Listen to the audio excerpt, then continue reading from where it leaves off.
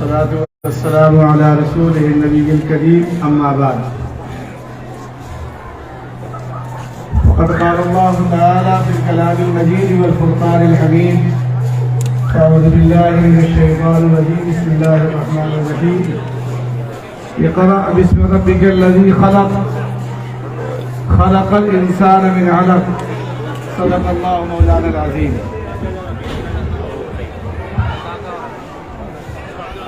میرے انتہائی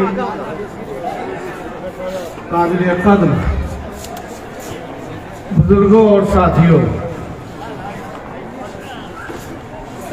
آج کی اس مجلس کے صدر محترم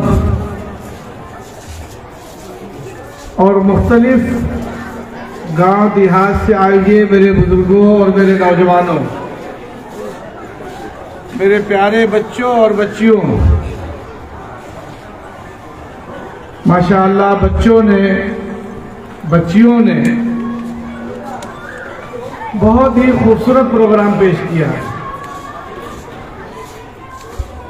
ہماری تو بنیادی تعلیم سے شروع ہوتی ہے، اس وجہ سے میری آپ سے گزارش ہے بقول حضرت مولانا سید محمود اسد مدنی صاحب دعوت برکاتہم کے کہ آدھی روٹی کھائیں گے، سوکھی روٹی کھائیں گے اور آدھا پیٹ کھائیں گے.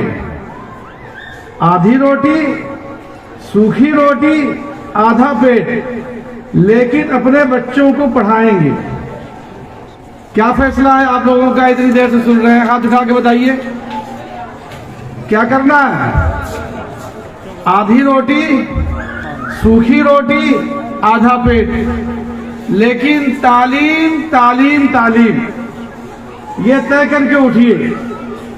ماشاءاللہ اس ریگستان میں آج کے 30 سال پہلے 1994 میں حضرت مولانا ولی محمد صاحب رحمۃ اللہ علیہ کی دعوت پر فدائے ملت امیر الہند حضرت مولانا سید اسد مدنی صاحب رحمۃ اللہ علیہ تشریف لائے تھے. میں حضرت کا خادم تھا، حاضر ہوا تھا. بہت سے یہاں ایسے لوگ ہیں جنہوں نے حضرت کو بھی دیکھا ہوگا. حضرت فدائے ملت رحمۃ اللہ علیہ کی جدوجہد ملک کے اس کونے سے اس کونے تک 44 سالہ پھیلی ہوئی ہے. اس کی ایک کڑی ہے تعلیم تعلیم. حضرت نے یہ کوشش کی تھی کہ اسلامی ماحول میں اصلی تعلیم، وہ اس کا عکس یہاں ہمیں نظر آیا ہے.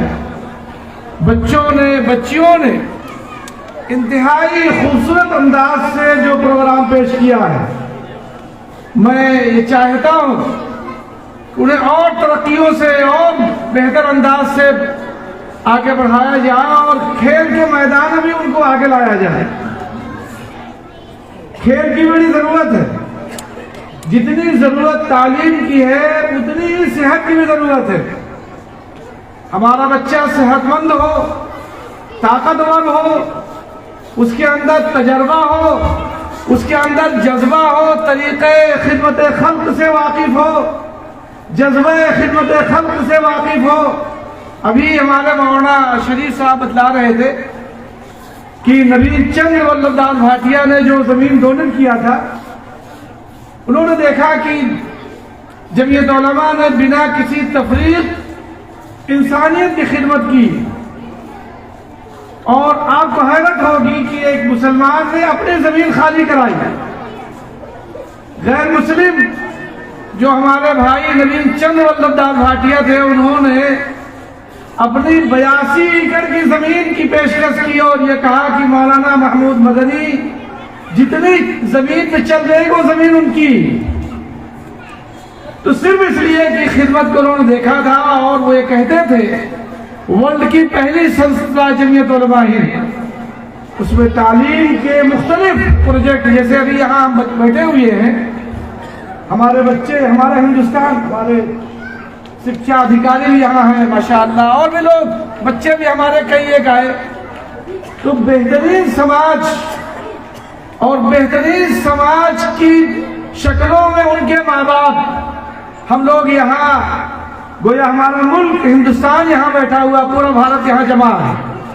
تو ہم اپنے اس خوبصورت ملک کی، اس بھارت کی، جس دھرتی پہ ہم لوگ رہتے ہیں، 26 جنوری آ رہی ہے، آج 9 جنوری، 15 اگست 1947 کو ملک آزاد ہوا۔ ملک کی آزادی کو آپ حضرات نے بہت قریب سے دیکھا ہے، اور 26 جنوری 1950 کو ملک کا دستور بنا۔ دستور اپنی اہمیت کے اعتبار سے، آزادی اپنی اہمیت کے اعتبار سے، دونوں بہت اہم ہیں۔ میں آج آپ کے اس اسٹیج سے آپ سے گزارش کرنا چاہتا ہوں کہ آج جس طرح سے آپ نے پروگرام کیا ہے، آپ کے اسکولوں میں، آپ کے مدرسوں میں، آپ کے کالجوں میں، آپ کے علاقوں میں، ملک کے ان سورماؤں کی جن کی قربانیوں کی برکت سے ہم آپ یہاں ہیں، جو لوگ دستور ساز کمیٹیوں میں شامل تھے، ان کی محنتوں اور کوششوں سے اس ملک کا جو نظام بنا، ان کی زندگیوں سے اپنے نوجوانوں کو روشناس کرائے اور ان کی تاریخ اور قربانیوں کا ذکر کیا جائے۔ میں دل کی گہرائیوں سے مولانا محمد علی محمد صاحب کو مبارکباد پیش کرنا چاہتا ہوں۔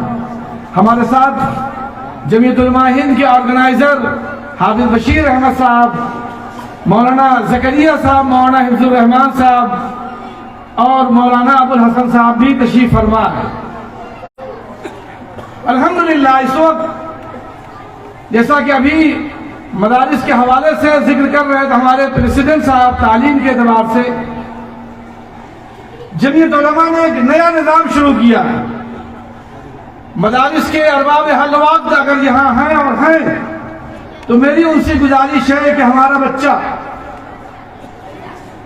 مدارس کے نظام کے ساتھ ساتھ بنا کسی تفریق کے اور وقت میں تبدیلی کے آپ جمعیت علماء کے اس نظام کے تحت جو جمعیت اوپن اسکول نے اختیار کیا ہے، مولانا ارشد صاحب کے ہاں وہ نظام شروع بھی ہو گیا ہے جمعیت اوپن اسکول کا، بہت ہی سلیقے سے، بہت ہی قرینے سے اچھے داعی، اچھے مبلغ پیدا کرنے کے لیے مدارس میں اس نظام کو شروع کیا۔ اور الحمدللہ اس سال 300 مدارس کے 6000 بچوں نے امتحان دیا، بہترین ریکارڈ، صرف 1 گھنٹہ آن لائن تعلیم۔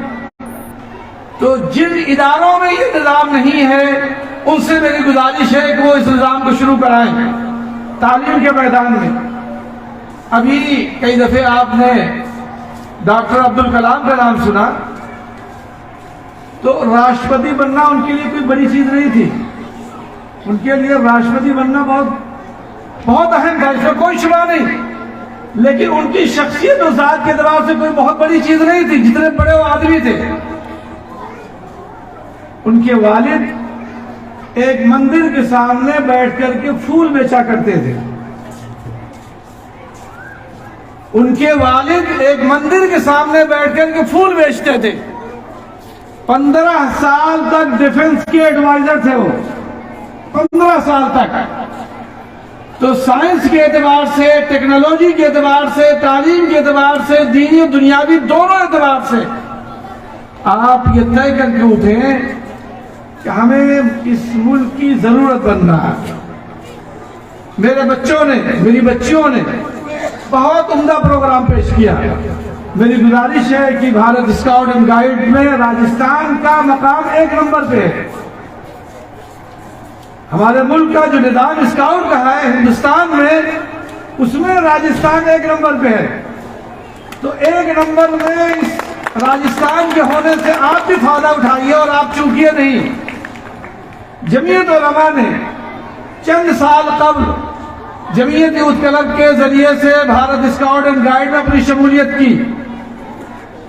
اگر کورونا اور لاک ڈاؤن کے دن نہ گزرے ہوتے، آج ہم 50,000 سے اوپر جا چکے ہوتے۔ 22,000 بچوں نے اب تک مختلف طرح کی ٹریننگ حاصل کر لی ہے جو ملک کے لیے نفع بخش ثابت ہو رہے ہیں۔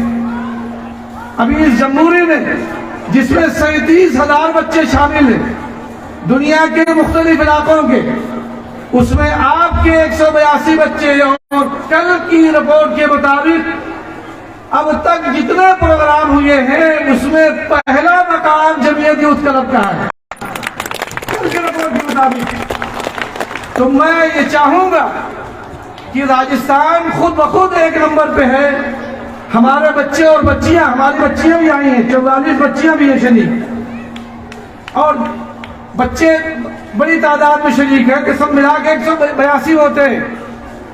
آپ اس نظام سے اپنے آپ کو وابستہ کریں، اس کے بہت سارے فائدے ہیں، امتحانات میں، امتحانات کے بعد رزلٹ میں، تعلیم میں، ملازمتوں میں، اور اگر کسی بچے نے راشٹرپتی ایوارڈ حاصل کر لیا ہے تو دنیا میں جس ملک وہ چاہے گا سفر کر سکتا ہے، ان سے کوئی رکاوٹ نہیں ہوگی۔ تو اچھا موقع ہے، بہترین وقت ہے، خود Rajasthan Bharat scout and guide کے ذریعے سے یا جمعیت علماء کے جمعیت یوتھ کلب کے ذریعے سے ان بچوں اور بچوں کو آپ شامل کرائیں اور کھیل کے مختلف میدانوں میں حصہ لیں، جس سے ہمارے بچے آگے بڑھ سکیں اور ترقی کر سکیں۔ آپ نے بہت ہی خوبصورت پروگرام کیا، اچھا استقبال کیا، بچوں نے، بچیوں نے، گاؤں کے ذمہ داروں نے۔ میں دل کی گہرائیوں سے آپ کا ممنون و مشکور ہوں۔ امید ہے کہ انشاءاللہ اللہ رب العزت آپ کی محنتوں کو رائگاں نہیں فرمائیں گے۔ آپ کوشش کریں، منزلیں انشاءاللہ آسان ہوں گی۔ جزاک اللہ۔ السلام علیکم ورحمۃ اللہ وبرکاتہ۔